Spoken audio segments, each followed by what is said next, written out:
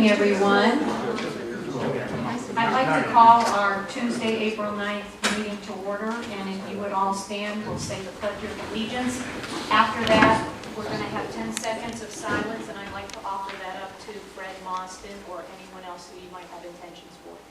I pledge allegiance To the flag of the United States of America and to the republic for which it stands, one nation, under God, indivisible, with liberty and justice for all. Thank you. Please stand for 10 seconds.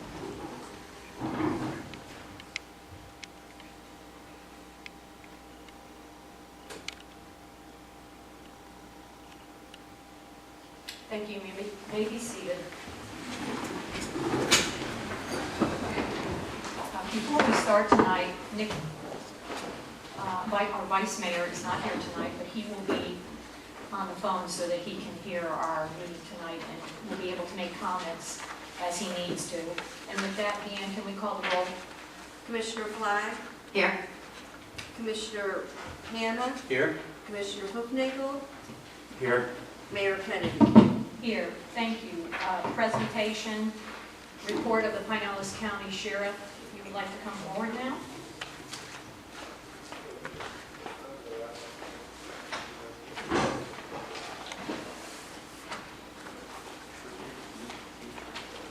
Good evening. Hello.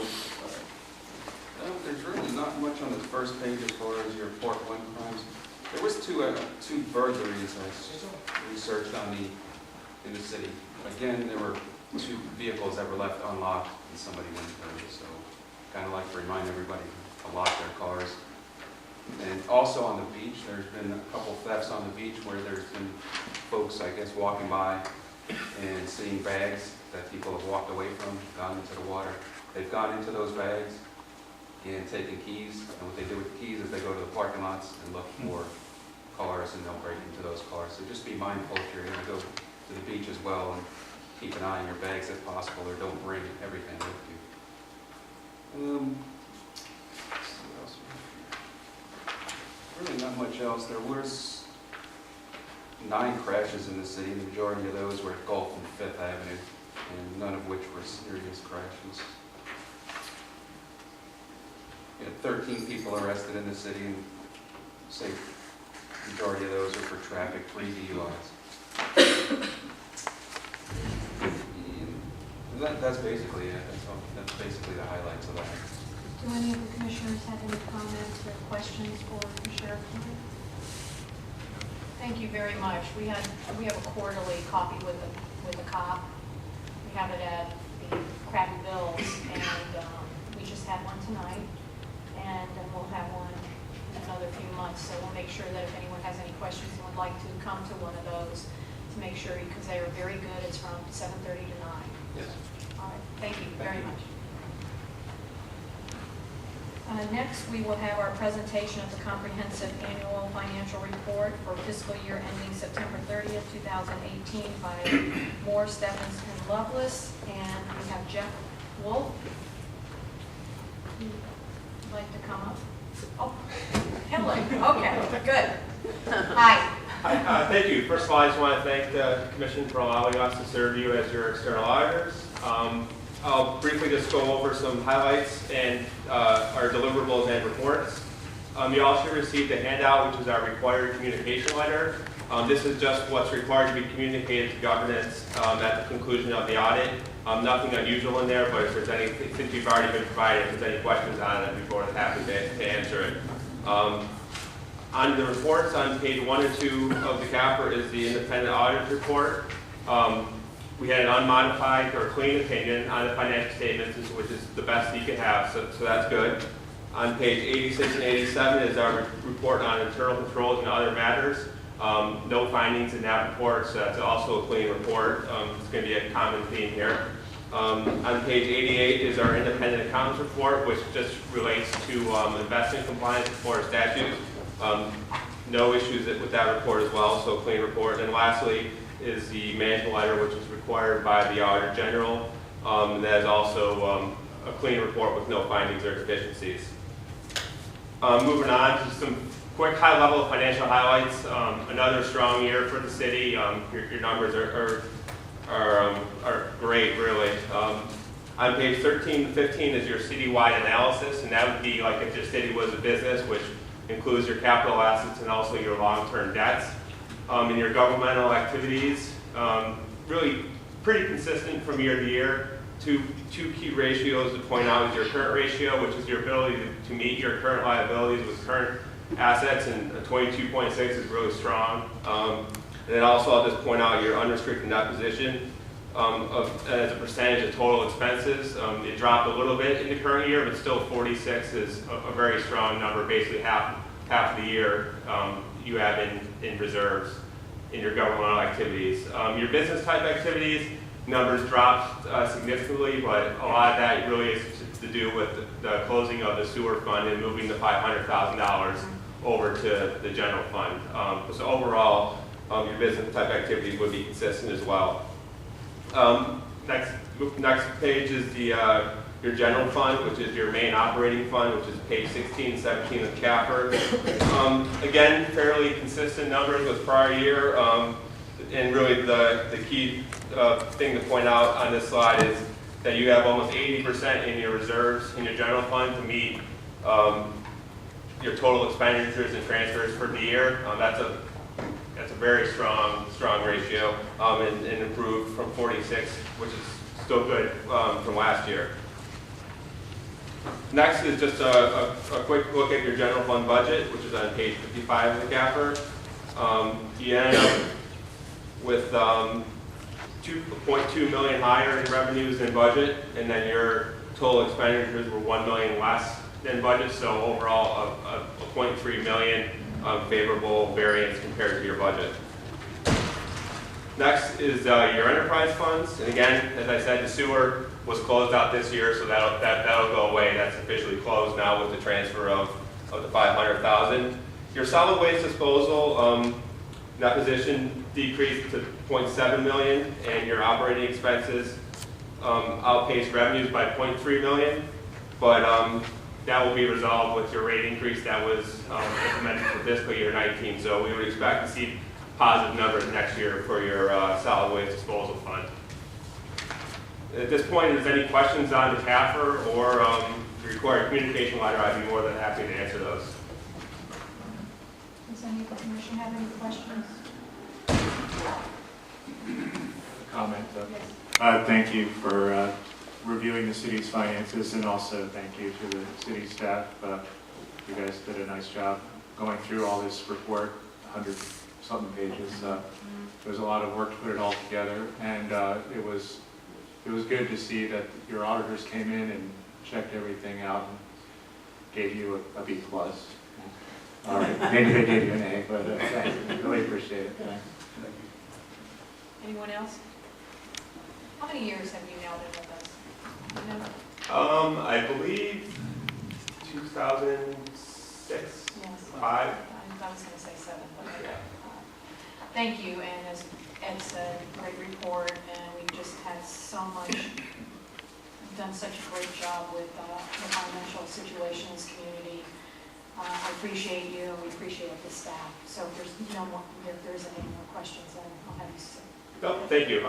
Numbers like this make these meetings a lot easier. Thank you. Thank you. Greg, you want to add anything to that? Yeah, I do. You're good? Okay. We'll go to public comment now.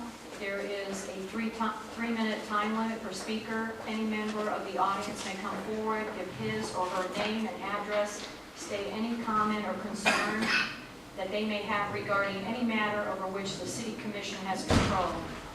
All statements made to the City Commission shall be made to the City Commission as a whole, not directed to any individual City Commission member, and no personal or slanderous remarks shall be permitted.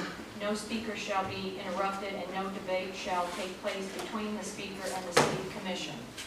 I'd like to also add that at this time, 7C, which is a charter officer evaluation, since this is the discussion item, if you would like to speak on this, we will have you do so at this time. Okay. Kelly Cicerek. Good evening. I live at 448 Harbor Drive South. My name is Kelly Cicerek. I'd like to get an update sometime soon, hopefully a little bit tonight, about the utility underground project, since that's now underway. I've had some concerns that we're moving transformers from up on top of the poles down to ground level, and we're in a flood zone, so I was curious whether or not those would go up on stands, like a retail air conditioning or residential air conditioning unit would, or if we're doing anything else to harden that aspect of it by placement of the transformers. I know Indian Shores has them right down at the street level, and I didn't think that was a very desirable way to do that. And I was curious if the portion that's not on Gulf Boulevard, that section from Fifth Avenue that goes a couple blocks east toward the approach of the Indian Rocks Bridge, whether or not that would be reimbursed by Penny for Pinellas, or if that's simply the Penny for Pinellas money that we've been accumulating in the capital improvement fund for a couple of years that would cover that. So those were my questions. Thank you.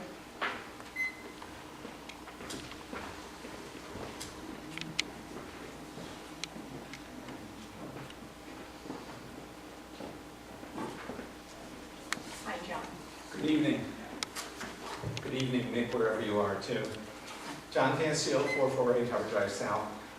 I know you're not supposed to ask questions, but did you say that anything about the charter evaluations has to be said now Yes. as opposed to later on? Yes, sir. Okay, well, that will change what I'm doing then. Those of us that have been attending commission meetings for a dozen years or more have seen firsthand that Deanne has given continuity to the city government. Commissioners and residents have relied upon her through a succession of finance directors, city managers, and attorney. Over the years, through a number of charter officers who left a lot to be desired, she's been the steady hand here. She has completely competently run our elections, and she works without the benefit of an assistant. IRB is lucky to have her here. Kelly, do you want me to read Mrs. letter? Sure.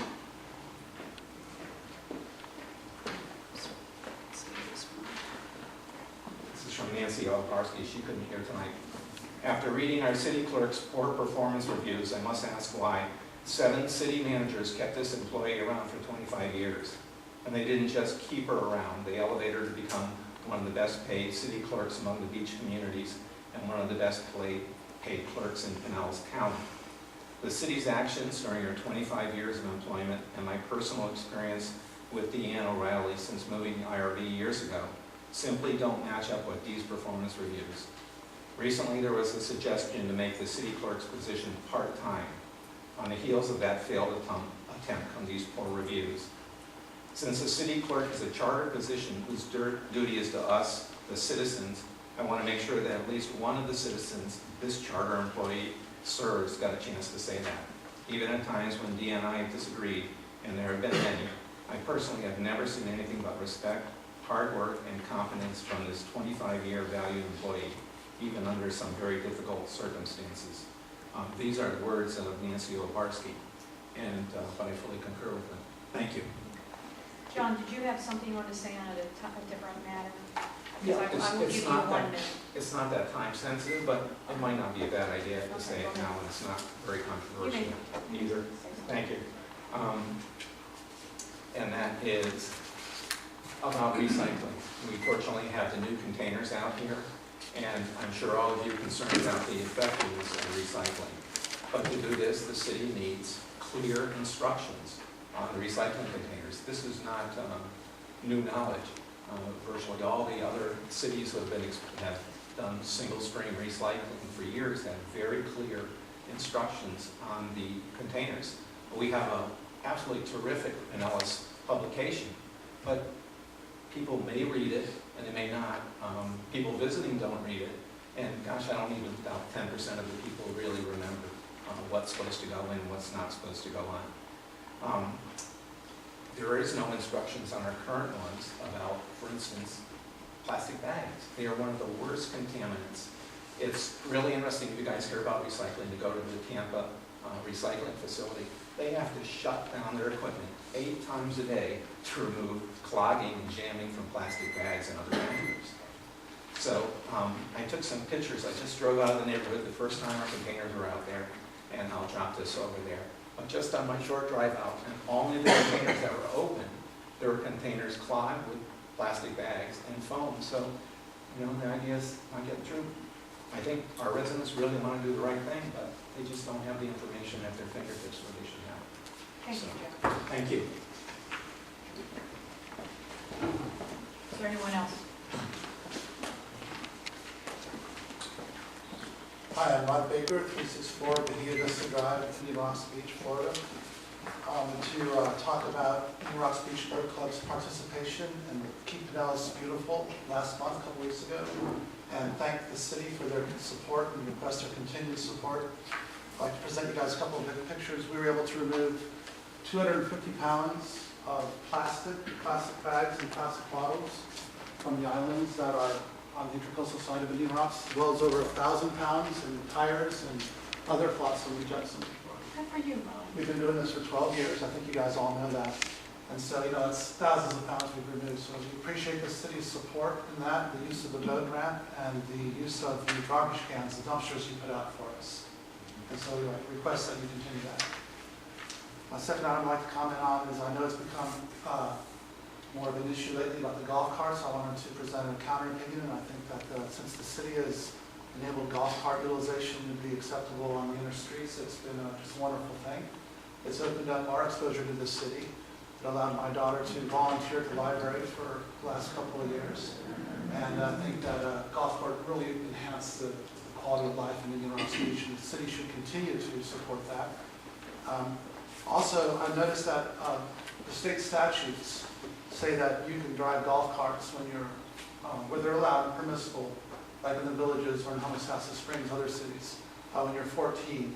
And by ordinance, this city has chosen to go to 16, above and beyond the state statutes.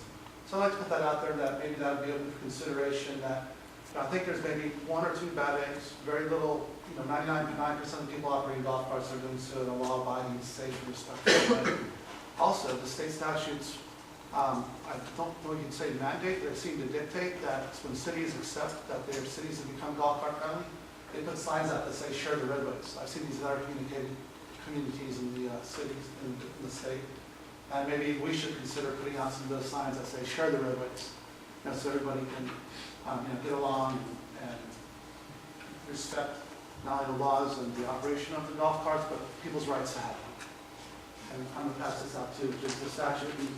The orange highlights are within the statute where it talks about the need for signs and the age requirement for operating golf carts. Thank you. Thank you, Rob.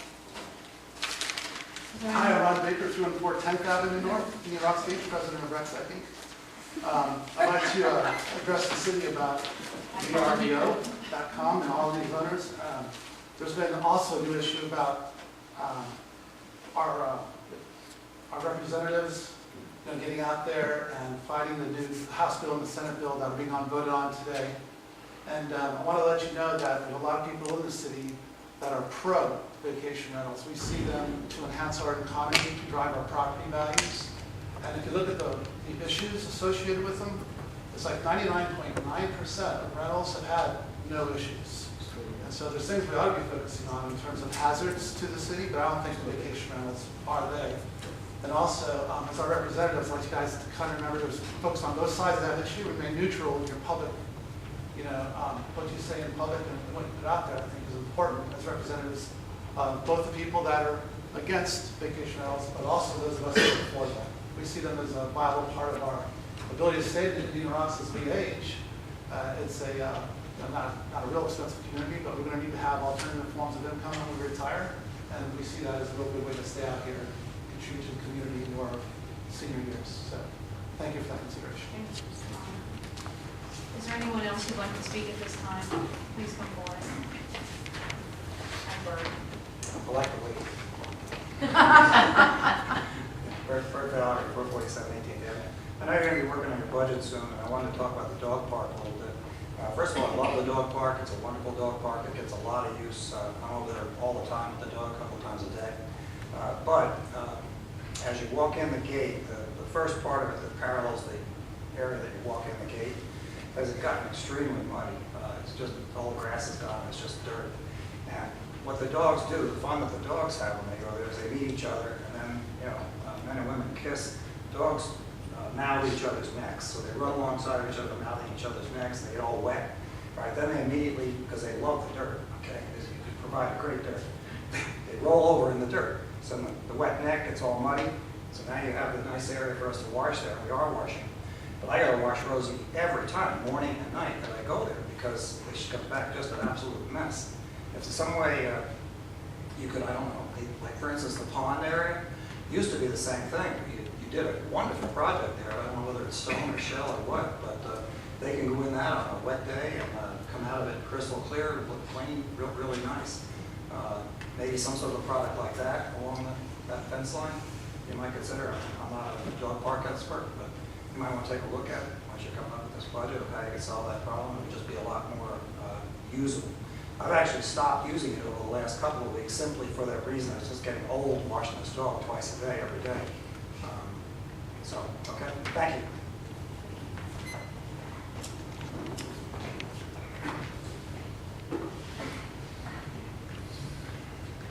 John. Good evening. John Thayer, 1819 Bay Boulevard. I've noticed over the last month or so, we're putting a new emblem on apparently the newer city vehicles. Has a couple of palm trees and a turtle and what have you. If you put a jumping dolphin on there, it completely look like Pinellas, you know. But some of the older vehicles have the original seal, like it's on the flag there, and I'm wondering why and when we decided to start changing that and what's happening with that. Thank you. Thank you. Anyone else who'd like to speak before we close the public hearing tonight? We'll close the public hearing. Does our city attorney have a report tonight? Thank you, Mayor. Yes, I do have a report. I will try, though it is not my strong suit, to keep it brief. First things first, the legislative session continues today, or is still in progress. The legislative session is scheduled to end around May 3rd or May 5th, around that time this year. So a lot continues to happen. At the forefront of this community's concerns is there are two proposed bills that have gained traction regulating short-term rentals. That's House Bill 987 and Senate Bill 824. Both bills are scheduled to be heard in their committees tomorrow. In the House bill, it will actually be its final committee before going to the floor. The Senate bill, this is its first committee. It's previously been on the agenda for this committee before and was not heard, though it's likely to be heard on Wednesday. For those, if you don't recall the legislative process, they have to have mirroring bills that ultimately get voted on. So it's important to have a corollary in the Senate when the House is moving along, and the Senate does have its corollary. These bills would, in their original form, preempt any ability for communities to prohibit short-term rentals, regulate duration or frequency, which has been the case now since 2014, but also to regulate occupancy, to regulate not only those issues, but also to regulate short-term rentals as a specific industry. That will be preempted to the state. You can put in place measures about noise, trash collection, debris, etc., but any measure put in place would have to equally apply to all residential properties within the community. So the ordinance that we propose does not align with what's going to be permitted. This would in many ways vitiate or void a lot of what we've done. Not all of it, but a lot of it. So that's a concern. As this community carefully crafted its ordinance over the course of several months, this commission worked to balance the interests of those who support or operate short-term rentals with those who have strong concerns about the character of the local community. I still strongly believe that this community did a very good job balancing those interests. It's discouraging to see the legislature take away the ability of this community and other communities across the state of Florida to do so. To that end, it's my understanding Mayor Kennedy is going to Tallahassee tomorrow in hopes of speaking before one or both of the committees, depending on how schedules work out. To that end, I've given her talking points memorandum raising the issues of home rule, the proposed uniform application of these laws, and the precarious situation it puts local governments in. I've circulated this memorandum to you in advance of the meeting tonight.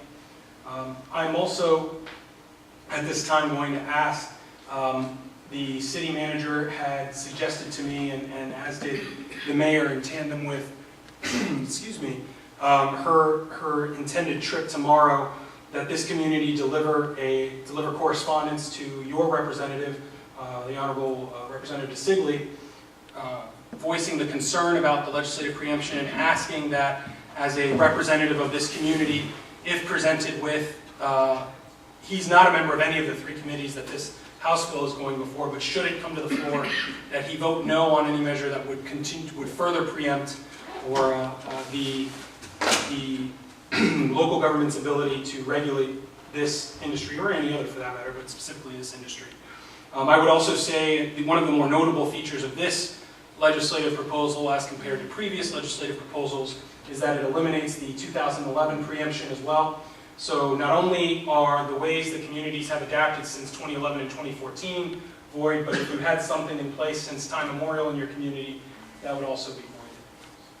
So that's what's going on with the short-term rental bills. I can tell you this is a very dynamic issue. For example, I last checked this at 3:45 before I left for another meeting. Actually, owing in part to one of your residents, I learned in the time from logging out of that mess system at 3:45, there have now been 1, 2, 3, 4, 5, 6 late filed amendments for the Senate bill, which is being heard tomorrow. Many of those amendments are housekeeping. One, filed by a member of the minority party, would seek to allow us to regulate the location of short-term rentals based on the discourse and votes I've seen before. I would not put my full faith in that carrying the day, but let's hope it does gain traction. So that covers the short-term rentals. Before I move on to another issue, are there any questions or concerns relative to that? Yes. If we have to, which we probably will, is there any way of salvaging all the hard work that we've done and modify our current ordinance so that it does more fall in line? It'd be difficult to just, it's not as simple as changing a few commas. We would have to take a look at what the final form of the, if passed and signed by the governor, what that looks like, how we align, and then it would be my job and that of your city manager to come back to you and say this is what we need to do. I will say one of the other challenges of this proposed legislation is that if a local government proposes some form of legislation, passes an ordinance saying, okay, we've looked at the new 2019 bill, this is what we're putting forward. If it's challenged, the legislation also makes it clear that it's subject to a higher standard when we go into court. The city is not going to have, whereas ordinarily a municipal ordinance, the courts have to give deference to the planning decisions of government. That deference kind of goes out the way by the way this is drafted. It says you need clear and convincing evidence that you have complied with what we're trying to do here. And because I will emphasize that the legislative findings that are embedded in the ordinance, it explicitly finds that the operation of a short-term rental in a residential community is a residential use. So while there has been spirited debate about what is and is not commercial or residential, this is specifically finding that it is a constitutional right, property right, to use your property, your residential property in this manner, and that use is a residential use per se. So that debate will also be quelled at that point. That it will be an official position of the legislature. So with that, it's my question to you, do I have your authority to prepare and finalize correspondence that the mayor would deliver to your representative seeking a no vote on legislation that would preempt municipal ability to locally regulate short-term rentals? Is there consensus on that? Just a question. Yes. I think we already sent Nick a note. I know the city manager did send your current ordinance and communicated some of the concerns. I have not prepared anything previously, so if it has been sent, I'm not aware of it. We sent something to Nick DeSigley asking him to. I thought I saw an email, but it could have been. Are you talking in the last week? Yeah. Are you talking? Yeah, also We sent, he asked for the regulations and the restrictions, and we also sent him some of the current codes around the area that have to do with occupancy that we don't have in our code. Those are the things that we sent him. So the correspondence transmitted, I am now familiar with what you're talking about. The correspondence transmitted by the city manager on April 2nd was purely informative, did not ask for a position. Okay, fine, thanks. So do I have consensus to? Yes. Okay, thank you. We will handle that. Before you leave tonight, I'll have something for you to sign, so please do not leave without signing that. Any other questions on short-term rentals? There is another bill I do feel I have to make you aware of. It concerns the Burt J. Harris Act. I've talked to you about this act before. This act is the act that makes it compensable if government takes action that is less than a taking but diminishes the secured reasonable investment-backed interest of a property. The legislature is also proposing to enhance the scope of this bill, of the Burt Harris Act, and make it so that if there is a challenge brought by a community, one, if they prevail, everybody gets the benefit of that. Everybody in a similarly situated property gets the benefit of that legal win. We're not sure what that means in terms of if one property owner, for example, says, I bought this, you changed the setbacks and height restrictions, I was going to build this, now I can't. They challenge it, and a court says, yes, in fact, that was a violation, you need to be, then all other similarly situated properties, which seems to be a very amorphous term, will suddenly have a recorded interest in their deed history. Honestly, there's a lot to be concerned about. There's a lot more minutia. I'm not going to go into all of it, but I will tell you one of my concerns from a standpoint of somebody who represents local governments is if you take a bill like the short-term rental bill and pair it with the Burt Harris Act, not only does a local government lose the ability to regulate, it runs the risk of the legal challenge to that and has to be prepared to say, I don't have many powers, but when I use them, I may be stroking a check in the millions to all my different residents who are similarly situated.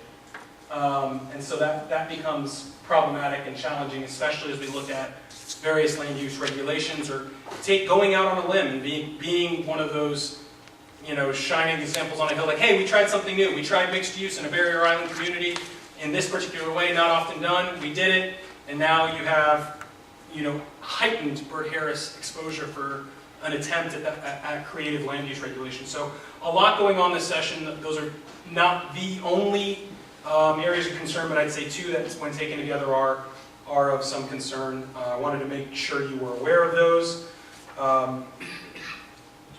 Yes? You use that mixed use as just an example. You don't foresee any issue with mixed use? Not specifically, okay. But... I just didn't like that. Sorry, I tried, and I understand not liking the example. I tried to use something that was tangible to you, but... Pedestrian shelters. Sorry about that. So I can tell you that I will say an example of a community that when you take those two issues together, there are some communities who chose not to create inspection protocols. Beach communities maybe didn't create inspection protocols or made them light, but said, hey, we can recognize that people might want to start demoing buildings that have been here for decades to build something that maximizes their ability to turn this into an investment property that they'll use for rental income, which is a permitted use, etc.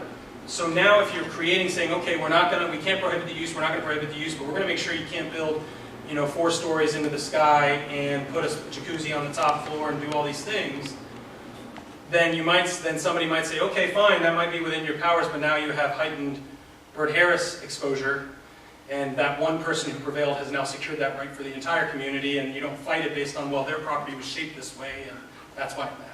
So those are the kinds of concerns you can run into, to use something a little more tangible and palatable. Thank you.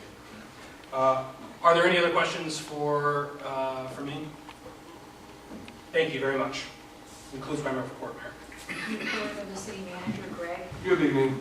Just a few things to go over, and I'll respond to a couple of topics that were brought up. First thing is, we're going to have a come and go session for the public here in the auditorium on Thursday, April the 25th, from 5 to 7 p.m. And that's to get input from the public about the proposed East Gulf Boulevard Nature Park.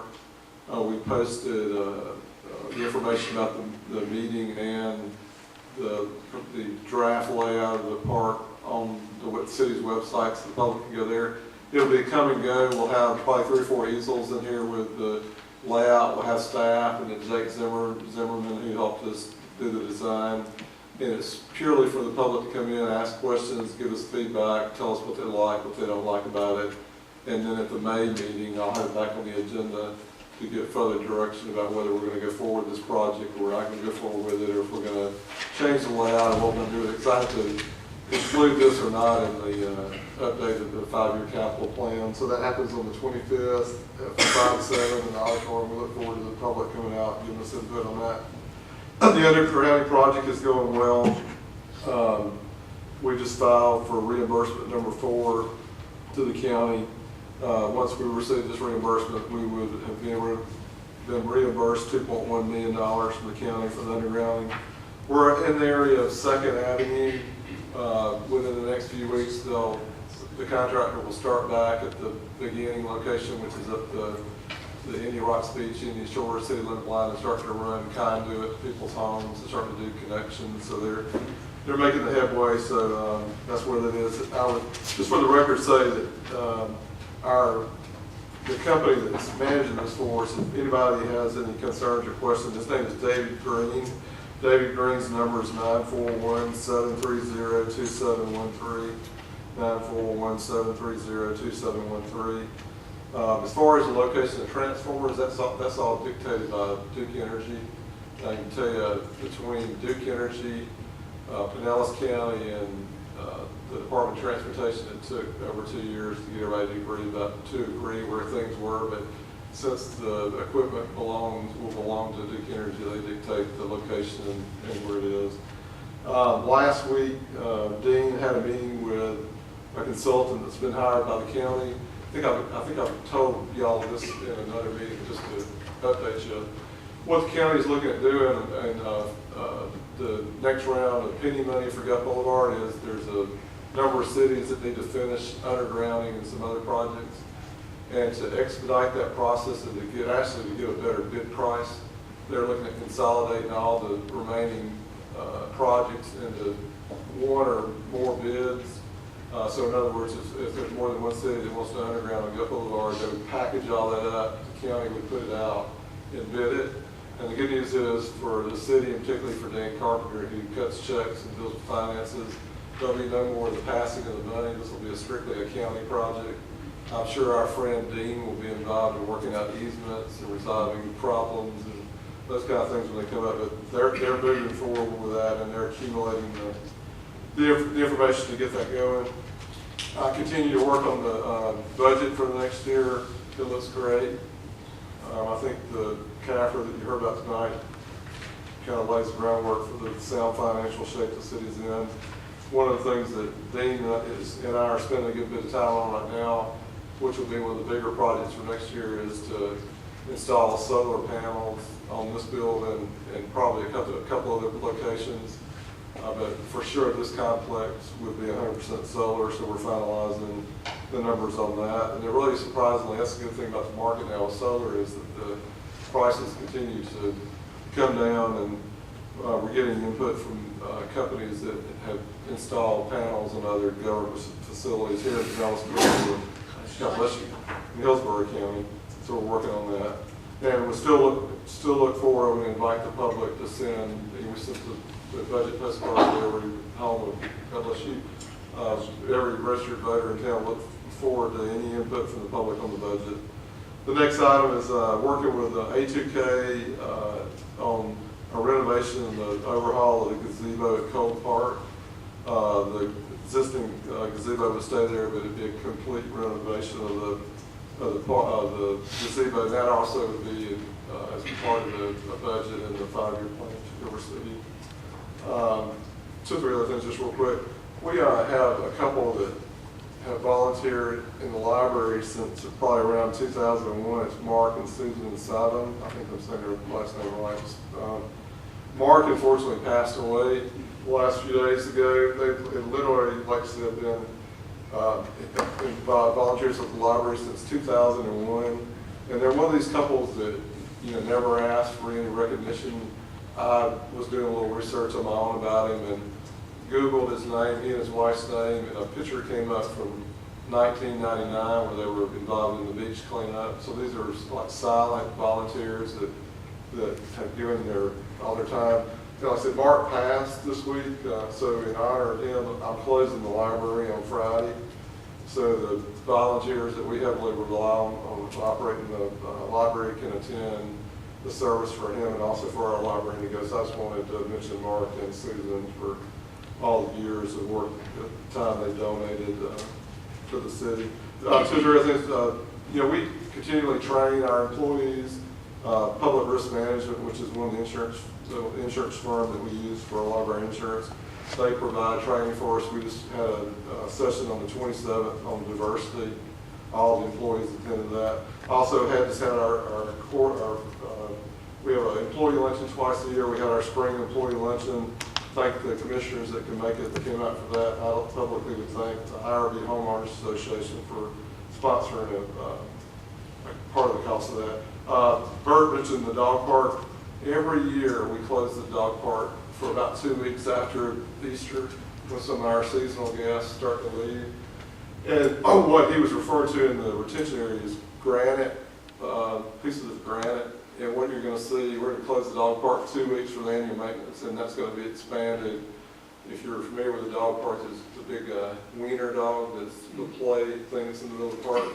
That's the granite's going to be expanded down to about that line because we have so much use in there. It's impossible to keep grass growing in the park, so so the dog park will be closed for a couple of weeks. Last time somebody had mentioned decals on trucks. We are updating decals on trucks, and as we replace trucks and repair trucks, that'll be done throughout the fleet that we have. And I'll be happy to answer any questions that you have. Any of the commissioners have a question for Greg? Thank you, Greg, for your report tonight. Commissioner Nigel, would you like to speak first tonight? Do you have any comments? I wanted to thank the city staff and the Rotary Club for the Rotary Runs the Beach. It was a great fundraiser. And kudos to Bert Valerie, who finished the race in a good time. Thank you, Bert. Appreciate your support. I have been working with Greg on the market study for the market analysis, which will be the support for the vision session. So we've engaged some local help, people who are talented and knowledgeable in what a real estate market analysis is, because quite honestly, I don't really know what it is. It's pretty important that we have people who do when we're crunching all these numbers and using it as a basis to plan how we hope the city may evolve over the next 10 or 20 years. And it's progressing well, and we hope to have a draft agreement with the market analysis firm over the next couple weeks, and then Greg will come to you guys with the details on that. But Greg's working hard, and he's doing a good job, and the city, people from the city have really donated their time and expertise to help make it happen as well. I wanted to thank them also. That's my report. Commissioner Flagg? Thank you. Also, congratulations on your time, Ed, at the race. That was pretty respectable. I just wanted to mention working together. It's a little city bulletin that just came out. It comes out every quarter, and it does give a good schedule of the events. But John mentioned recycling. Maybe in the following one, we could put a reminder about recycling items, especially since we have larger cans, and that would be helpful for all of us. So kudos for this.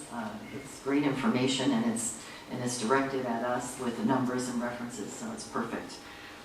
One other thing, there is going to be an Action 2000 Gala on May 1st, which is going to be dinner and dancing on the Starlight Cruise. So if you haven't gotten your tickets, there are a few available. And it's going to be a great evening with all people from IRB and music and auction and just a lot of fun. So I hope we can gather community members to purchase tickets before it's too late. And I think that's it for this evening. Thank you, Commissioner Flagg. Commissioner Hannah? I would like to also congratulate Bert and Ed and all the other people at the Kiwanis Run. I was able to be there and watch from above with the drone, and it was cool. Everybody very well organized. The PA system was phenomenal, which we had one like that. Other issues, let's talk about the golf cart. I did have an opportunity to meet with Greg on this issue. Obviously, always a few bad apples that spoil it for everyone else. So the only thing I would recommend, I'll give you two examples, would be those who are in the golf cart community who see or observe, it can't be everywhere, somebody doing something that's definitely against the ordinance or against the benefit of having the golf cart using it properly. Strongly recommend maybe be courteous and tell them, hey, this is not allowed, you save them a ticket. During the height of the garage sale this weekend, I saw probably a no more than 8-year-old boy sitting in the front seat, driving down among all the traffic, and Dad was in the front, Mom was in the back, and they were chugging right along, just like they owned the place. Then conversely, I saw a lady probably close to her 60s in a golf cart, chugging right down the sidewalk in front of the nature preserve. And I thought, well, maybe she's turning into this nature preserve. So I watched, she just kept on going. So both of those things are not allowed, and would strongly encourage our golf cart community people to maybe bring that to the attention of these people if we see this infraction. And that's all I have. Thank you. And Mr. Hannah looks very good tonight. I'm bad for a dead man. No, he had somebody who looks awesome, so I just have to say that. I always read the calendar for the coming of the events that are, so I'd just like to tell you where we're at here. The homeowners have from 6 to 7:30 Thursday night, the 11th, at Red Lion. They have their social hour. A2K on Saturday, that would be April 13th. They have their service Saturday at 12th Avenue from 9 to 11. We then have, on the 20th, we have our Easter egg hunt, which will still be at the 10th Avenue Park, and it'll be from 10 a.m. to noon, and we will have a special area for children with special needs this year, so that they'll be separated and they can have, better enjoy the event. We have the Big C on the 24th of April at 9 a.m. in Madeira Beach. Anyone is welcome to come to that. That is a meeting with all the mayors of the 10 beach communities to kind of listen to some of the subjects that come up and issues that all the cities participate in. We have our Beach Fest on April 27th, which begins at 11 a.m. and that will go to 9 p.m. And again, that's on the 27th. And then that's a Saturday. I also like to bring up that on May 6th, the first Monday of the month, I have Monday with the Mayor here in the auditorium. It's from 4 to 6:30, and anyone is always welcome to come in and speak to me. It's always, we have a pretty good crew that comes in, and it always gives everyone a chance to talk to me about some of the ideas you have, or if you have a complaint, and I write them down, and then after that I meet with the city attorney, the city manager, and we discuss them. I wanted to take a special chance here to say thank you to Greg Mims. I think all of you, or many of you may be aware, and some of you in the audience were at the Red Tide Summit that we partnered with Pinellas County, and it was wonderful. We had about 275 people there. You can see it on YouTube, and just put in Red Tide Summit and it will come up. And it was wonderful, and Greg was just really fantastic. I like to tell everyone that there were 5 doctorates, scientists that were there, and the people enjoyed Greg, I would say more because of his nuts and bolts approach about how we used our machines, cleaned the beach, the tons of fish that we removed, how we worked with our businesses and we worked with the county. He just did an excellent job, and I appreciate him for humoring me when I said, you're going to be a speaker, and he said, what? And I said, yeah, you are. So it was a great event, and I'm glad we did it, and I think we made some headway for the future and for citizens to be able to help when we need their help during red tide and other, hurricanes, and when events like hurricanes come up and other things that we need to come together as a community, I hope that we can find ways that we can all work together like we have in the past. We are looking at a free garden, and we're just starting to put it together. We're going to have an open session when we have a date on that. I will let you know, just to kind of throw ideas around. I saw something in Indianapolis when I was away on a trip for transportation, believe it or not. And we have different areas that we've talked about, the food pantry, the art center, my personal property, and we would like some of the young families and their children, or even people who are not normally involved, who would like to be involved with a project, to come and participate. And of course, anyone who's involved in everything can also participate. And once we get kind of a more uniform idea of what we're doing with this, I will put it out so that everybody can kind of help us and can come to a meeting and share their ideas with that. And I think that's all. I just want to mention I will be traveling to Tallahassee tomorrow. I have meetings with several of the senators who are on the committee that will be, the meeting will be at 1:30. And also the meeting that is with the House, I'm going to try to run into there too as I get in tomorrow morning. So I'll let all of you know through an email on what happens, and we'll just, it's a rough battle on either side, and I'm hoping that I'm going to serve the community the best I can for everyone. So with that, agenda item number 4, additions and deletions. Do we have any tonight? None? Okay, consent agenda. Randy, could you please read by title only the consent agenda? Happily, Mayor, there are 5 items on the consent agenda, items A through E. Item A, accept and file the comprehensive annual financial report for fiscal year ended September 30, 2018. Item B, proclaiming May 5th to the 11th, 2019 as the 50th annual Municipal Clerks Week. Item C, proclaiming May 19th to the 25th, 2019 as National Public Works Week. It starts here. Item D, approval of the March 26, 2019 investiture ceremony minutes.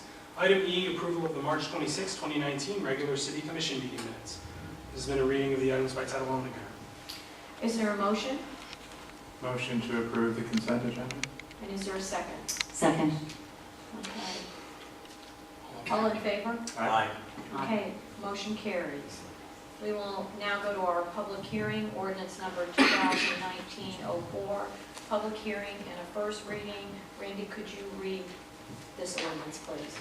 Happily, Mayor, City of Indian Rocks Beach, ordinance number 2019-04.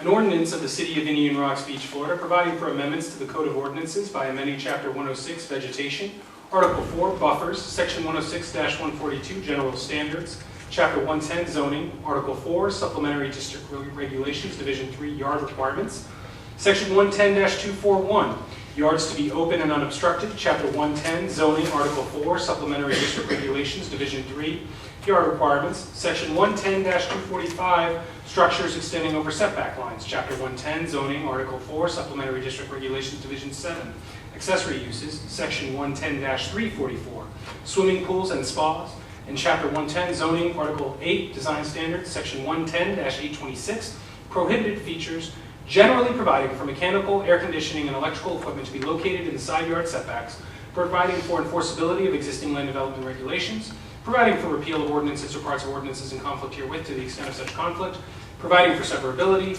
providing for renumbering, and providing for an effective date.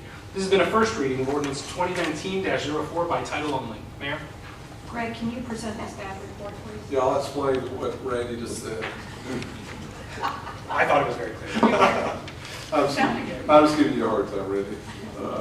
Back in December, the City Commission discussed the location of mechanical equipment, generators, such, and that was because we've had just a continual stream of individuals filing for variance applications to locate generators, mechanical equipment in the side yard setback. And what we discussed at the time was that a lot of our smaller lots, that's the only place they ever put it, isn't in the side yard setback. So the staff drafted an ordinance with the help of the city attorney and sent it to the P&Z. They heard it in February. And basically what this does, and then there's one update I want to give you that we realized we need to add after the P&Z heard it, is that the way this is written, this would allow somebody to locate one of those devices in there's normally, on residential lots, there's normally a 15-foot total setback from both side yards with a minimum of 7. if you adopt this ordinance, basically what this does, it allows someone to encroach 3 feet into that 7 feet, so they still have to maintain a 4-foot setback, but they can go 3 feet into that 7-yard minimum. And looking back over variance applications, that would accommodate every single variance that we have.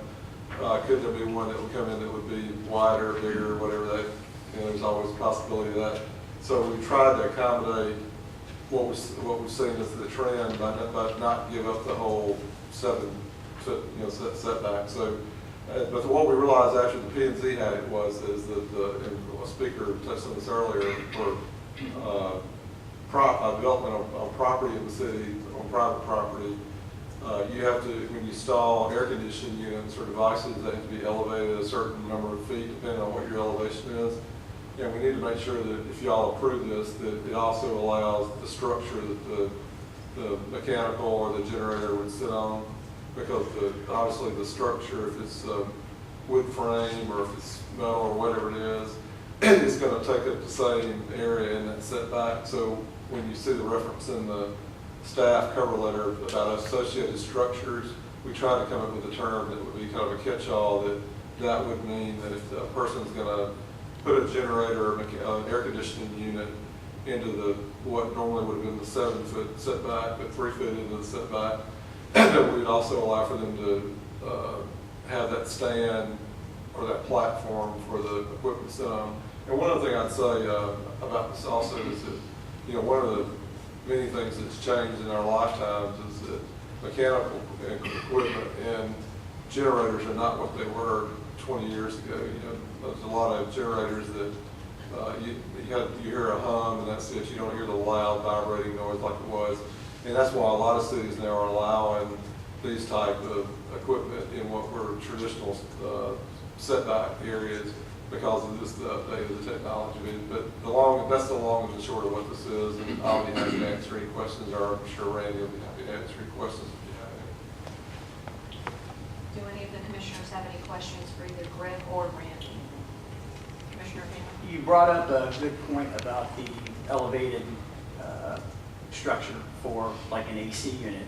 I went by one of the places that we recently approved, and their generator is at ground level, which I guess was fine. It's been approved. It was permitted. Why can a generator be at ground level and an AC unit have to be elevated, or should they both be elevated, or is it going to be equivalent? You have any more questions you want to ask about that? I'll let Randy The answer is yes, no, yes. No. I know for a fact mechanical equipment has to be elevated. Generators, to be quite frank with you, I don't know the answer to that, but I can assure you before you have the second reading, I'll have you an answer to that. I'm just not positive about that. Well, it was just curiosity more than anything. Yeah, well, now you got my curiosity, so I'll get you an answer. I'm not positive about that. Thank you, I appreciate it. Because I have seen, and maybe it's larger generators, maybe that has something to do with it. I have seen some larger generators that are built up off the ground, but I'm not sure, but I'll get you an answer. Okay. Anyone else have a question for Greg from the commission? Okay, I'm going to open the public hearing. Is there anyone in the public who would like to speak on this issue? You may come forward at this time. Hearing none, I'm going to close the public hearing. Is there a motion?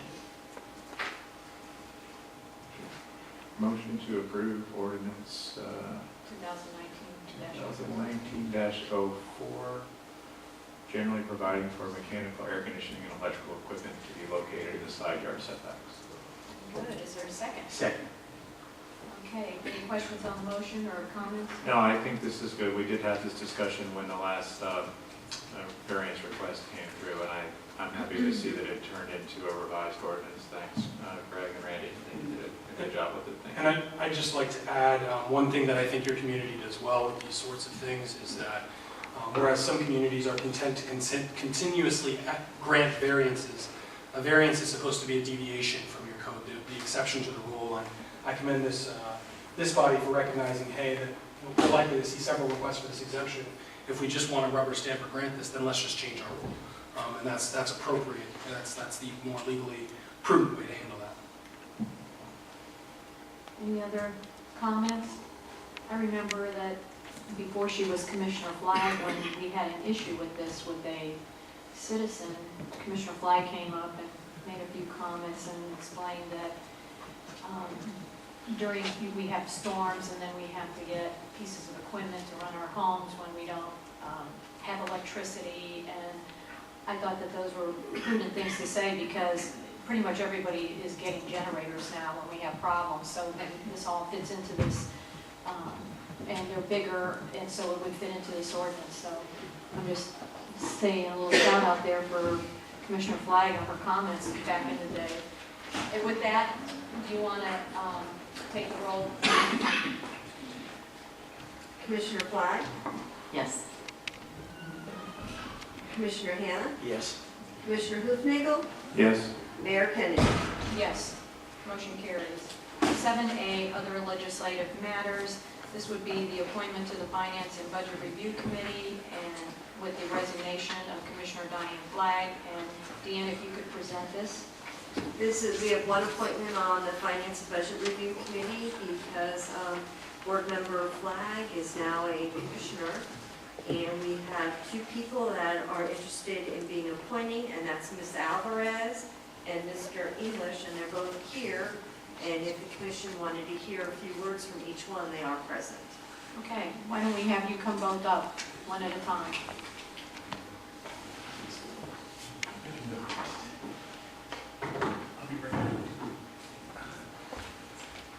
Good evening. Good evening. I'm Catherine Blankenship-Alvarez, and I've been a new resident since '88. I was raised out here in Indian Rocks Beach. My dad was a contractor right after World War II, and Mom and Dad stayed here. Originally, I was in the construction business. After college, I had dreams of following my parents' footsteps and taking over that business. And stayed in the construction business for about 10 years in project management, building banks for SunTrust and capital improvements for them. Then had an opportunity to go into business with my sister, and we bought a proprietary school. Recently sold that after 29 years. Was in charge of all business with that proprietary school. It's a staff of 30 and usually 200 students for adults. So I'd be pleased to be on this Finance and Budget Committee. Sounds like something that would interest me and tie all of my background together. Thank you for the opportunity. Thank you.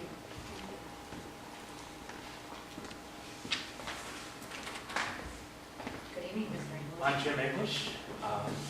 I think you'll do just fine if you select either one of us to represent the citizens. Ms. Alvarez certainly has a lot of qualifications. Let me share mine with you. I have an accounting degree. I haven't used it a whole lot because right now I'm building software for a mortgage company. I'm a full-time, year-round resident, and I telecommute from my home, so I'm here all the time. I did a little bit of looking through the 262-page financial report, and I'd have to say the one exciting fact that I found that I didn't know is that property taxes make up less than a third of our funding for our budget. And I'm interested in seeing how that works out in the future. I hope we can keep it the same way. I know the Finance and Budget Committee doesn't make policy, but if it were asked of me to make policy, it would have to be conservative. It would have to be like keeping your own checkbook, not spending money we don't have. So if asked, that would be my answer. And I look forward to sharing information with anybody who needs it from the community, and also interpreting in the same way that Greg does when Randy speaks, interpreting the financial information for the commissioners. So good luck in your deliberations, and look forward to congratulating the winner if it's Ms. Alvarez, or serving faithfully if it's me. Thank you, Jim. How would you like us to, we have a paper. I gave everyone a ballot if they want to give it to the city attorney, and he can tabulate it. And Please write your names on the ballots, please. they just have to sign it. Good, you sign it. Okay. I printed the names. Oh, thank you.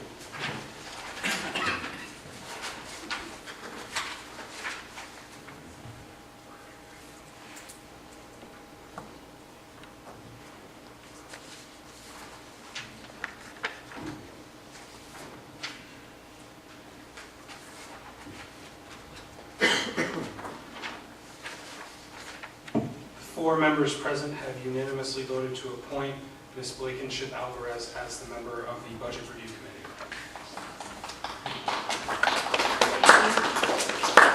Deanne, when does the finance budget review meet? You'll let them know? Okay. Yes. I just wanted to thank Mr. English I do too. for his I really volunteers. do. We're going to still get you. You can't get Yeah, away no, that easily. that's right. So, Yeah. we have a role. Thanks a lot. Are all our boards filled at the moment? No, we do have some openings on the Board of Adjustments and Appeals. Just throwing that out there, Jim. Not at all. Okay. Okay. All right, thank you. But that Would would you like to phone a friend? I'm going to need a motion on that. Okay, would someone like to make a motion on the appointment of Catherine Alvarez?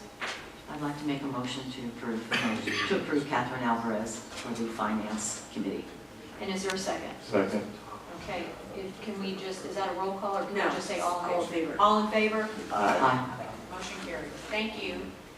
We are going to go on to 7B now, our second legislative matter, which is the discussion and a consensus concerning the Gulf Boulevard pedestrian bicycle safety study, which is presented by Greg Mims.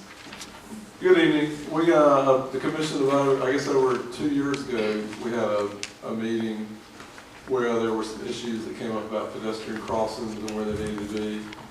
And I'll be here 6 years in July. In the first year that I was here, the county was finishing up a pedestrian bike study. And based on that study, there were a couple changes made to pedestrian crossings. But like I said, about 2 years ago, the commission officially asked the county to update that plan. And I'd seen some postings on various websites around town, Facebook pages, about this topic. And these recommendations are not made by, I used the term that was used in the posting I saw, it was not made by bureaucrats. It was made by a professional firm that looks at issues dealing with traffic and pedestrians and movement. So I think the way to do this is we can narrow this topic down to 4 different items. And those would be the 4 things that the commission needs to make decisions on. The first one is side street high emphasis crosswalk striping. And I'll come back to this in a second. The modification of existing lane widths for wider bike lanes. Crosswalks, there's 8 under consideration. There's 3 existing that they're proposing would be relocated. And then the 4th is wayfinding signs to direct pedestrians to the nearest crosswalk. So if y'all don't object, I'll take the easy one first, and I think we can work our way through this pretty quickly. The side street high emphasis crosswalk striping, what that is for the benefit of everybody in the room and the people that will see the meeting later, is that anywhere there's a crosswalk that goes across one of our city streets, what they would do is they would come in and stripe the asphalt between the sidewalk and sidewalk, so there'd be a further emphasis of where the sidewalk crossing is. I believe that I can ask for consensus on that no one would object to the county establishing the high emphasis. Is that right? Yes. Brent, is everybody okay with that? Yes. The second one I'll address, because it puts the responsibility on the city of doing this, is the wayfinding signs that would direct pedestrians to the nearest crosswalk. I don't recommend that.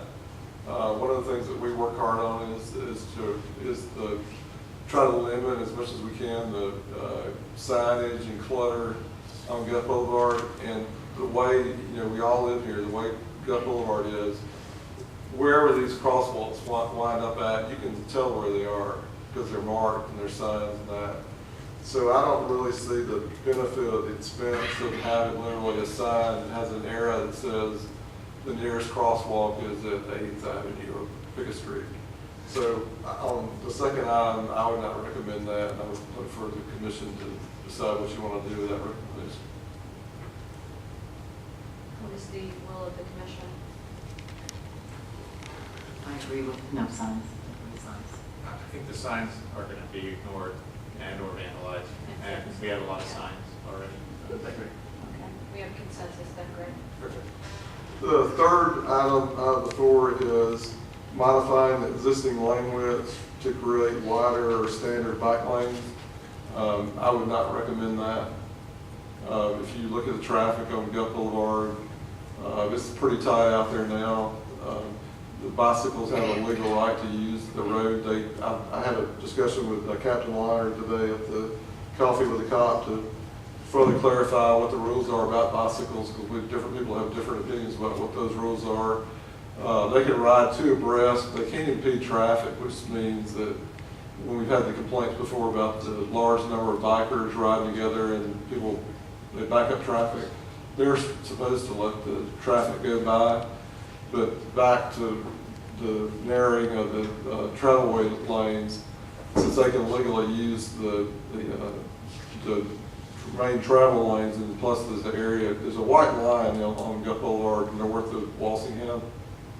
That's not a bike lane. Some people think it is, but I would not recommend modifying the existing lane widths to create standard bike lanes. How's the commission feel about that? Are we in agreement with the staff? I agree. Yep. There's no way we can get the appropriate bike lane and to squeeze everything and have a substandard every lane.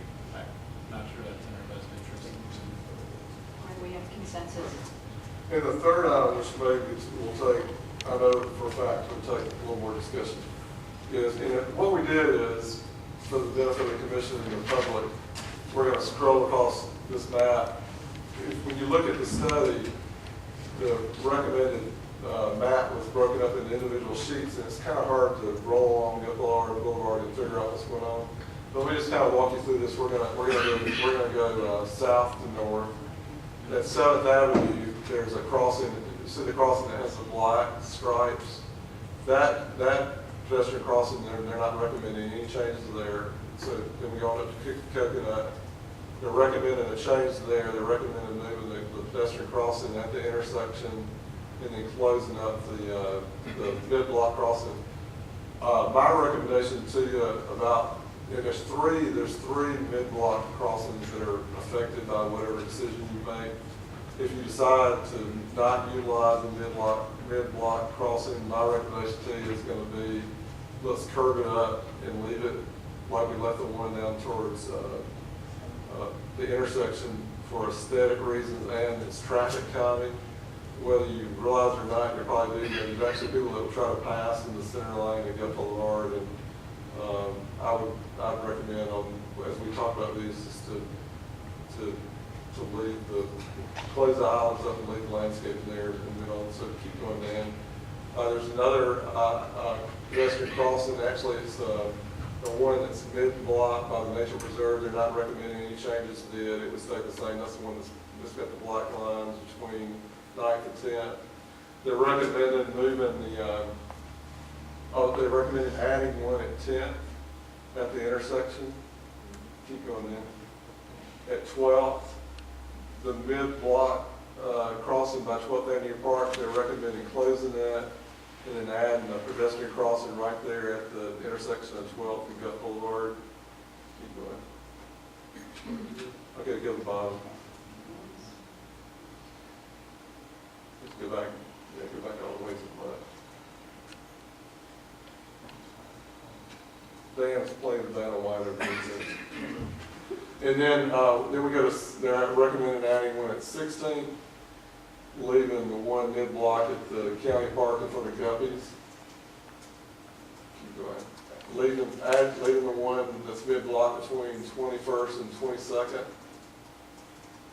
Adding one at 23rd. Adding one at 24th.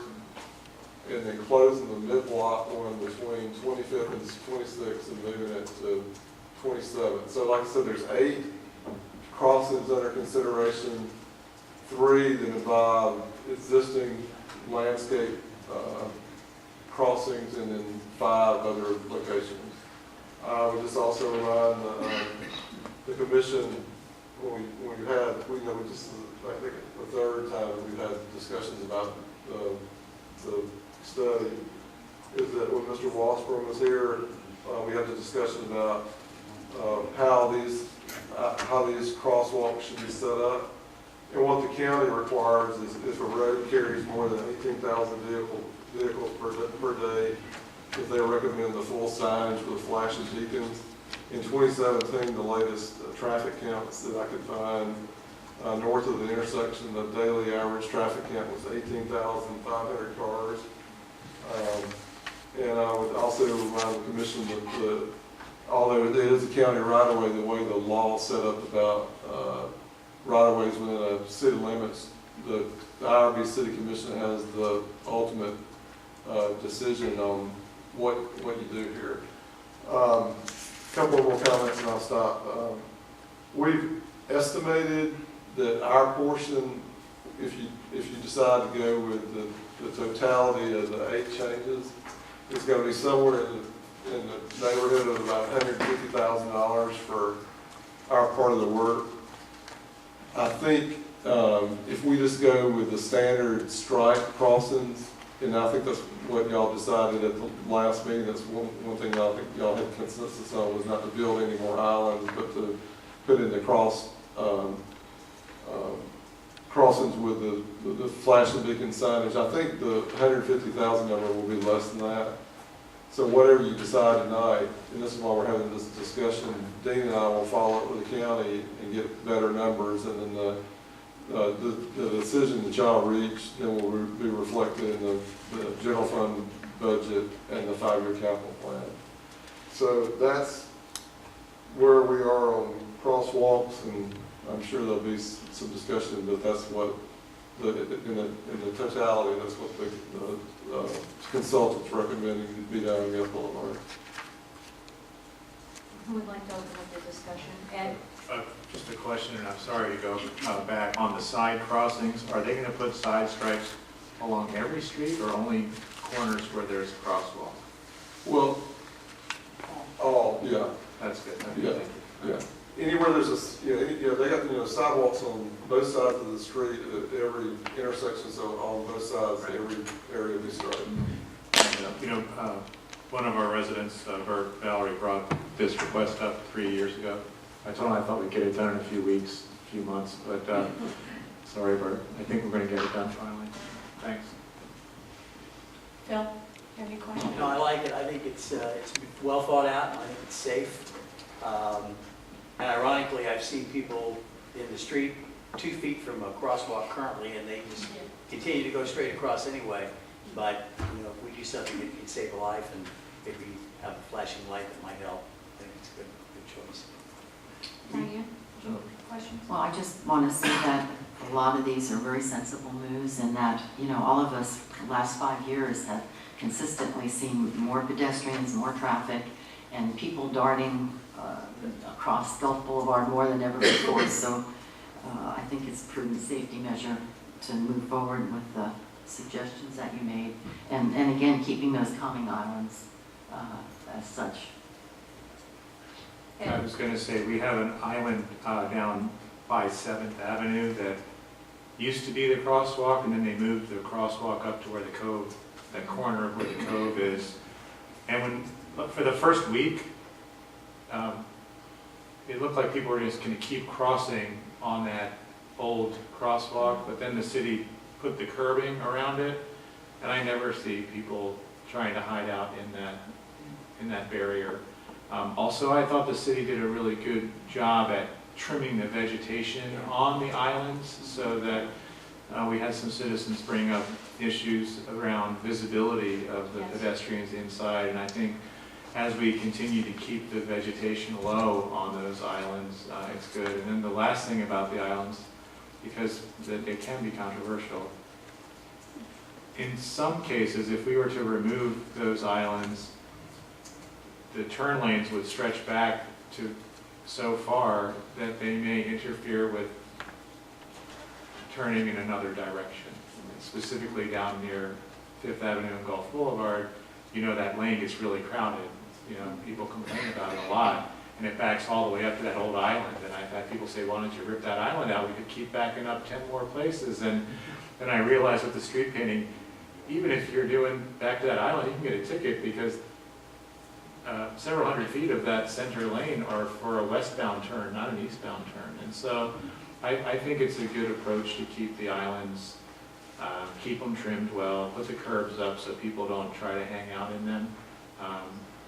And I know that some people may complain with the additional flashing beacons up and down Gulf Boulevard. I saw some commentary about, gee, only one person got killed, and I thought, well, you know, it was you'd be a big gay, right? I mean, so I'm not sure that that's a bad thing. If we can reduce that to 0 people, that'd be even better. And so the flashing beacons work. It definitely directs your attention as a driver. You're concerned, why is that light blinking? And you slow down and look and see, has the person crossed? So I think it's a good approach. When we travel down Gulf Boulevard, you always see people at 16th, across from Cafe Paris, Yeah. always 18. I mean, all of the big places that we're going to put new crosswalks, those are places that people are trying to go across the street. You see them always 15 by red line, and so I definitely think that that would be helpful and safer. The only thing that, you know, there is this, whether they're from other countries or whether they're from out of state, there are people who don't understand the crosswalks. And I don't know how we do more education. You know, we were involved with Vision Zero, where we're trying to keep, you know, we don't want any fatalities or people to get hurt on Gulf Boulevard. And I don't know if there is how we do that, because I think people that live here or in the area know what the beacons are, but I see people that don't hit them, you know, they don't know what they are, and I really believe that. I don't think that they're being lazy. I mean, maybe there are some, but what do we do about that? What can we do so that we have to do some kind of education? I mean, what? That's an ending effort.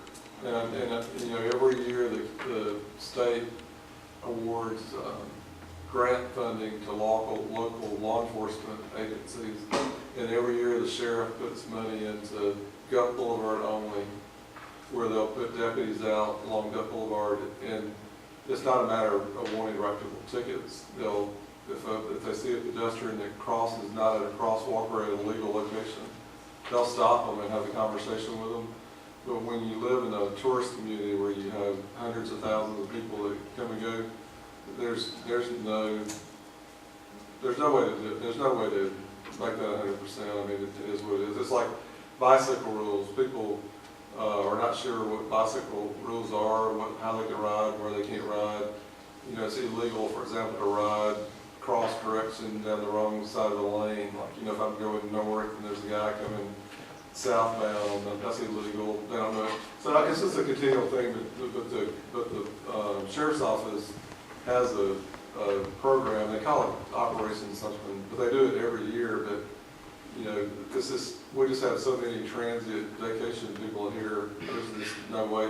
And as somebody indicated earlier, we could have a crosswalk at every intersection, and I would bet you an iced tea that we could all go out the next day and watch somebody cut across the middle of the block because they're going to do it. So it's just one of those things. Fourth is another, where, you know, Fourth, they don't seem to hit the the button on the crosswalk, and I stop and tell them to hit it, so, because if I have to hit it, so do you. So, anyway, I think we have a consensus. Do we have a consensus to move on? Okay. All right, is there anything else you need from us on this item, Greg? No, the only thing I'd say about that is, you know, what we'll do now is we'll work with the county on the timing of all this and what the final cost is, and like I said, that'll be reflected in the budget document that you'll get later. Because some of this may, you know, I would think that this probably won't be all done at one time. It's probably like a phase kind of thing, but we'll keep you all abreast on what's going on with that once we figure that out. All right, well then we'll go on to 7C, review, discuss, and consensus of the charter officer evaluations, and I'm going to give this to Commissioner Hofnagel to present. Thanks. So we did some changes to the evaluation process this year, and the goal was to have a more standardized evaluation process. And we had, amongst ourselves, we had designed not only evaluations that we do for the charter officers, we had envisioned peer evaluations as well as a self-evaluation. That process didn't work. I think if you read through the package, you probably have a pretty good understanding of what happened there. I hope that in the future it can work, because I know from myself doing these evaluations that there's an aspect of the performance that we can't glean because we are not here. We don't understand some of the things that may go on during the day, and that may be very important to the performance of our team. So I'm hopeful that in the future we can implement the process that we designed, and that our charter officers will follow that process, and that we will be in a better position to have a more balanced view of how the officers interact and perform vis-a-vis their roles in the charter.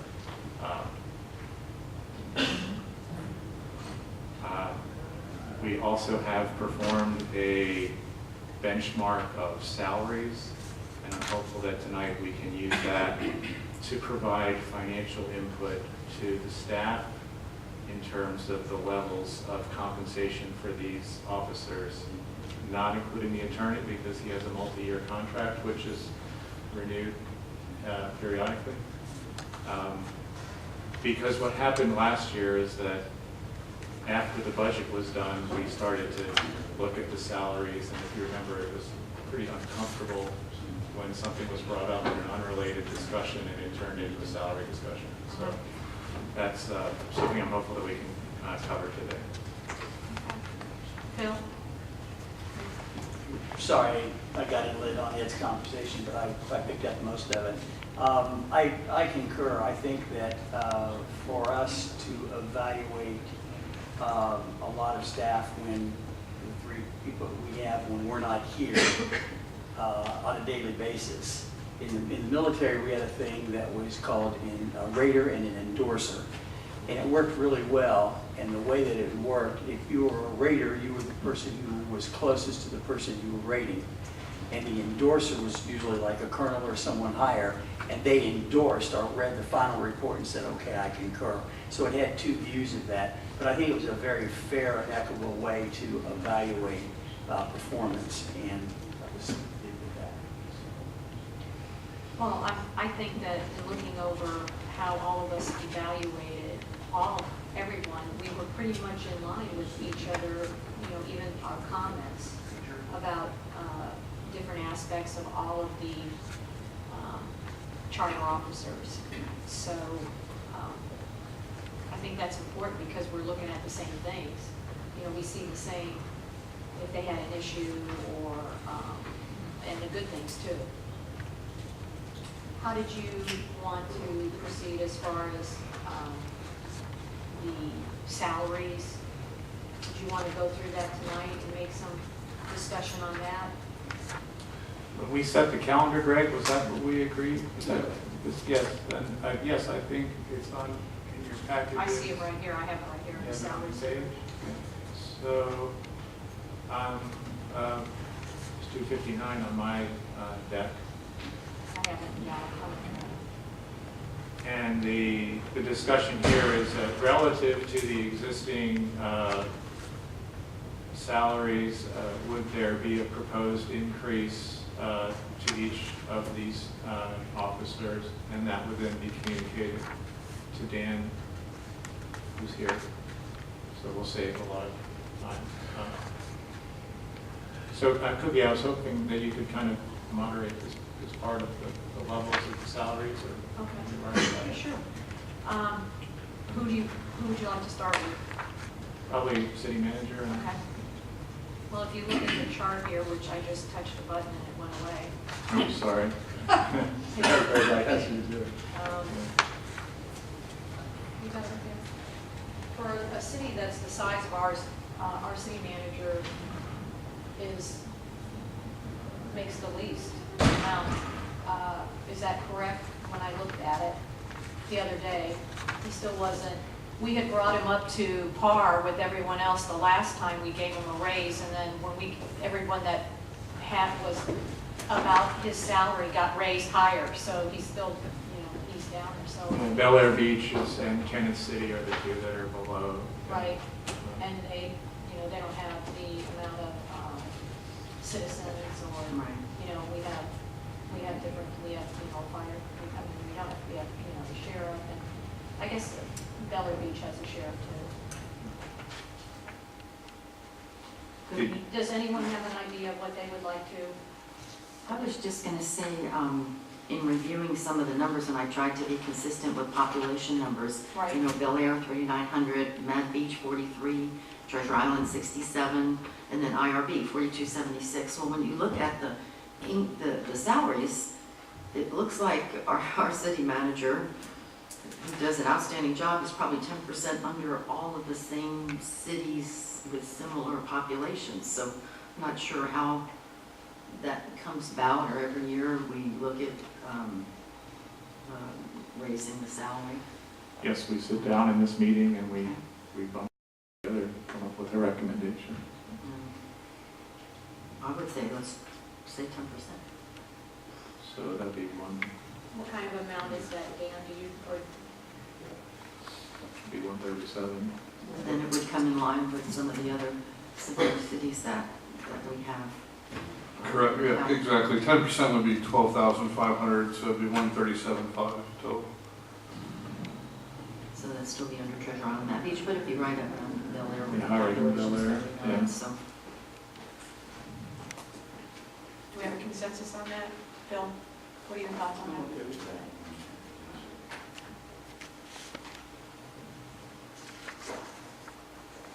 Yeah, I think it's in the line. I think that would be appropriate.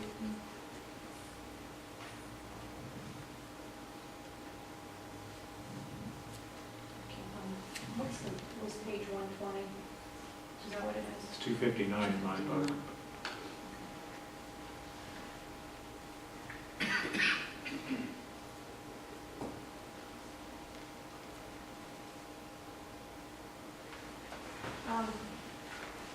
I think that I'm good with this, and I think we're done. Okay. In my opinion, that's where I'm at. It's up to the rest of you. I think we have consensus. Okay. Okay.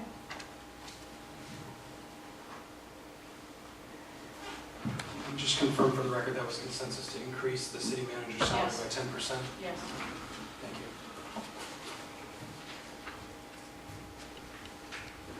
Okay, we will move on now to 8A. We have no work session We item. haven't talked about the city clerk's salary. That's the second part. Mayor, can I say something? Yes. I've been here 25 years, and I think I'm at the max for my salary for that position. And if the general employees are getting a cost of living, that would be all that I think that I should get. I shouldn't get anything else, any kind of merit raise or anything. Because I think there comes a point in a position where you are maxed out and there's nowhere else to go. I think every position meets a plateau, and I think I am at that plateau for that position. Thank you.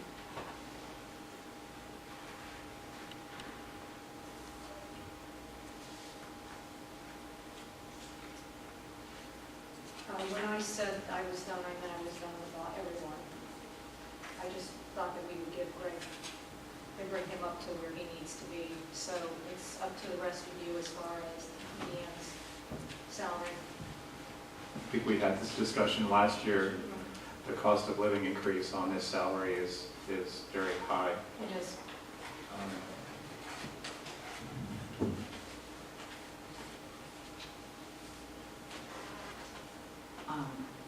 And I'm fine without one. I don't want it to be an issue, and I never want it to be an issue. No, and it certainly isn't, and please don't take it that way, but just looking at some of the numbers for the cities that are comparable to our populations, we really are at a pretty high number for city clerk. Bel Air with 39, 75, Mad Beach 78, Treasure Island 70, Indian Shores 56, and so looking at our city clerk salary, we're probably 10% over the similar city populations. And I think seniority is a great thing, but I think it's a double edge.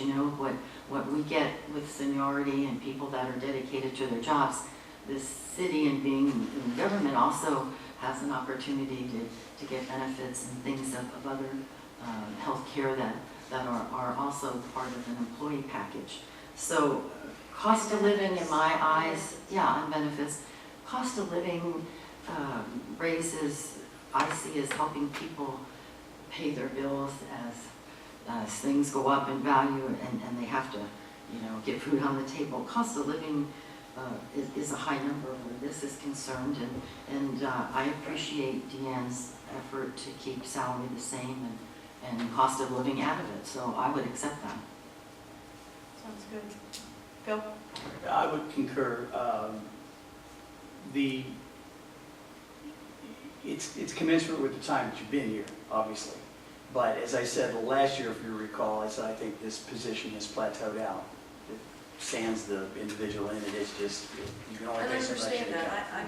So I appreciate you coming forth with that, and I would go along with what that means. Okay, do we have a consensus? Okay. Yes. Okay. We will, are you done? I can move on now. Yes, Mayor, it seems you've reached consensus on those two issues. With that, we will move on to 8A. There is no work session. Is there any other business on 9A to come before this commission? I had a question. Yes. Based on the uniqueness of the seawalls that we looked at, variance request last month, and we know that there are certain circumstances where a seawall extends beyond the property line, and there are certain circumstances where a seawall does not go to the property line. And it was explained that for the calculation of the setbacks, we use the seawall. And I thought that there might be the ability for us to consider the greater of the seawall or the property line, because I felt and I still feel that the homeowner whose seawall happens to be defective because it doesn't go up to their property line, I feel that they are suffering a harm. And you can say they should have read it when they bought the house, I got all that. But I'm saying for our calculations for setbacks, wouldn't it be better to say the greater of the seawall or the property line? So if your seawall goes over the property line, you're lucky you get that benefit. But if it doesn't, if you don't get punished, at least you take your property line into account. So just something to think about. We don't have to resolve it here now, but I wanted to plant that seed in your mind. It's been running around in my head for a month, and I wanted to get it We stopped. can have a discussion in the future about this.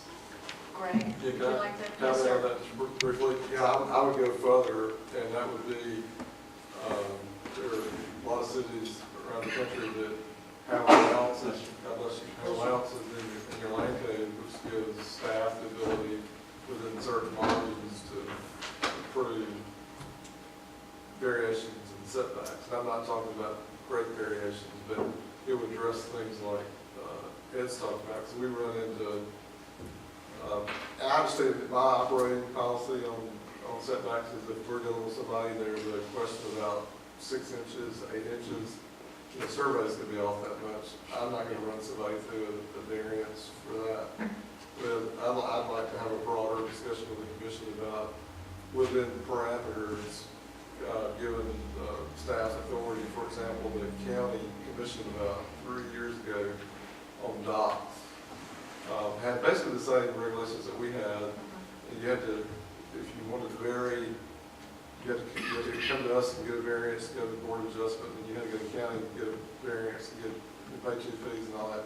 The county commission changed it where on docks within limits, they gave their staff the ability to approve it. And there's some certain triggers or hooks in there. One is that you have to have both property owners give you a certified letter saying they don't object. And there again, I'm not talking about feet, I'm talking about, a foot or two.